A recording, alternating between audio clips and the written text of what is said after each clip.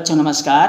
बच्चों हम लोग कक्षा छठवीं गणित में वृत्त पढ़ रहे हैं, सर्कल पढ़ रहे हैं। हमने पूर्व की क्लास में देखा बच्चों कि वृत्त क्या है, वृत्त की परिभाषा क्या है, जिसमें हमने देखा था वृत्त कैसे पहचानते हैं और वृत्त में क्या क्या चीज़ें होती है, जैसे कि व्यास, त्रिज्या, परिधि, क्षेत्रफल।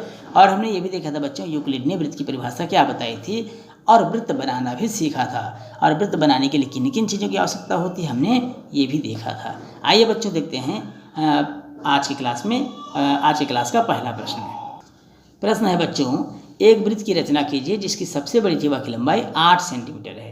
तो बच्चों हमको मालूम है कि वृत्त में सबसे बड़ी जीवा व्यास होती है।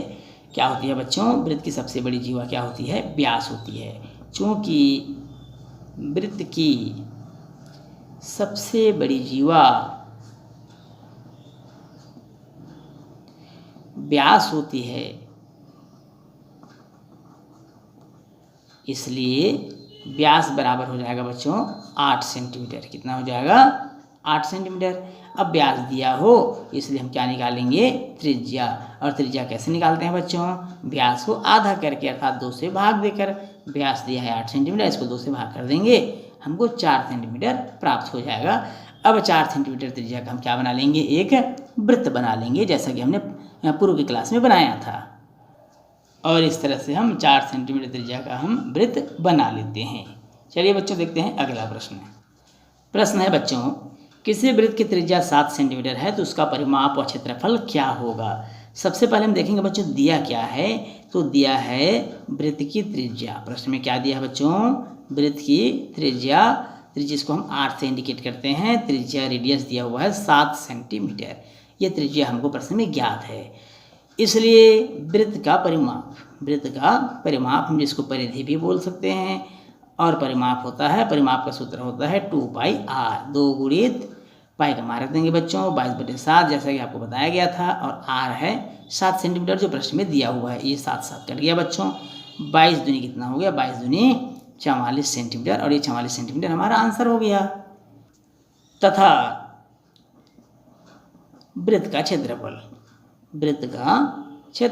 और क्षेत्रफल का सूत्र भी आप लोगों को बताया गया था बच्चों। क्षेत्रफल क्या होता है वृत्त का? πr²। क्या होता है? πr²। पाई का मान हम रखेंगे 22/7, r² अर्थात 7 का वर्ग, और 7 का वर्ग मतलब 2 बार हम 7 को लिख देंगे। 7 कट गया बच्चों, बच गया 22 गुणित 7। 22 सत्ते होता है 154 वर्ग सेंटीमीटर, क्योंकि क्षेत्रफल को वर्ग इकाई से लिखते हैं, वर्ग इकाई में दर्शाते हैं, तो वर्ग सेंटीमीटर हमको प्राप्त हो जाएगा 154 वर्ग सेंटीमीटर। बच्चों अगला प्रश्न है, रिक्त स्थानों की पूर्ति कीजिए। रिक्त स्थानों की पूर्ति कीजिए में पहला प्रश्न है बच्चों, व्यास बराबर 2 गुणित खाली स्थान। व्यास बराबर 2 गुणित खाली स्थान। तो बताया गया है, जैसा कि आप लोग अब सब जानते हैं बच्चों, क्या होता है? व्यास बराबर 2 गुणित त्रिज्या। क्या होता है? 2 गुणित त्रिज्या।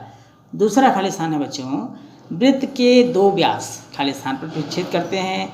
तो वृत्त के दोनों व्यास कहाँ प्रतिच्छेद करेंगे? उनके केंद्र पर, अर्थात वृत्त के केंद्र पर प्रतिच्छेद करेंगे। तीसरा खाली स्थान है, वृत्त की सबसे बड़ी जीवा को खाली स्थान कहते हैं। वृत्त की सबसे बड़ी जीवा को क्या बोलेंगे बच्चों? जैसा कि कई बार इस पर चर्चा किया जा चुका है प्रश्न के दौरान, इसको हम बोलेंगे व्यास। क्या बोलेंगे? व्यास। चौथा प्रश्न है बच्चों, व्यास वृत्त के खाली स्थान से गुजरता है तो वृत्त के केंद्र से होकर गुजरता है। कहाँ से होकर गुजरता है? केंद्र से। तो इसका उत्तर आएगा केंद्र। पांचवा खाली स्थान है बच्चों, वृत्त में परिधि के 2 बिंदुओं को मिलाने वाली रेखा को खाली स्थान कहते हैं। तो वृत्त में परिधि के 2 बिंदुओं को मिलाने वाली रेखा को क्या कहेंगे? जीवा कहेंगे। क्या कहते हैं बच्चों? जीवा कहते हैं। तो इस तरह से खाली स्थान हमने भर लिया है। चलिए आंसर को देख लेते हैं। सबसे पहले खाली स्थान का आंसर आएगा त्रिज्या, दूसरा केंद्र पर, तीसरा व्यास, चौथा केंद्र और पांचवा जीवा। बच्चों हमने इस अध्याय में जाना कि वृत्त के केंद्र से वृत्त पर स्थित बिंदु को मिलाने वाली रेखा वृत्त की त्रिज्या होती है। ध्यान से सुनेंगे बच्चों, हमने इस अध्याय में क्या क्या चीज़ सीखा और क्या क्या चीज़ हमने देखा। वृत्त के केंद्र से वृत्त पर स्थित बिंदु को मिलाने वाली रेखा वृत्त की त्रिज्या होती है। हमने ये भी जाना कि एक ही वृत्त की त्रिज्याएं समान होती है। वृत्त पर स्थित 2 बिंदुओं को मिलाने वाली रेखा वृत्त की जीवा कहलाती है। वृत्त पर स्थित 2 बिंदुओं को मिलाने वाली रेखा क्या कहलाती है बच्चों? वृत्त की जीवा। वृत्त की सबसे बड़ी जीवा व्यास होती है, जो कि वृत्त के केंद्र से गुजरती है। वृत्त की सबसे बड़ी जीवा क्या होती है बच्चों? व्यास होती है, जो वृत्त के केंद्र से होकर गुजरती है। किसी भी वृत्त का व्यास त्रिज्या का दुगना होता है। ध्यान से समझेंगे बच्चों, हमने जो इस पाठ में सीखा, किसी भी वृत्त का व्यास त्रिज्या का दुगना होता है और त्रिज्या व्यास का आधा होता है। हमने ये भी जाना बच्चों कि वृत्त के परिमाप तथा व्यास का अनुपात सदैव स्थिर रहता है। वृत्त के परिमाप और व्यास का अनुपात सदैव स्थिर होता है। इस स्थिरांक को हम पाई कहते हैं। क्या कहते हैं बच्चों? पाई कहते हैं, जिसका मान 22/7 या 3.14 के लगभग बराबर होता है। तो हमने ये चीज़ें इस अध्याय में जाना और सीखा। इस तरह से बच्चों यह अध्याय गणित में जो हम पढ़े थे कक्षा 6वीं में, वृत्त, सर्कल, यह यहीं समाप्त होता है। तो बच्चों यदि वीडियो अच्छा लगे तो वीडियो को लाइक और शेयर जरूर करिए। बच्चों चैनल में नए हैं तो चैनल को सब्सक्राइब जरूर करिएगा। तो बच्चों फिर मिलेंगे एक नए अध्याय में एक नए प्रश्नावली के साथ। तब तक के लिए नमस्कार।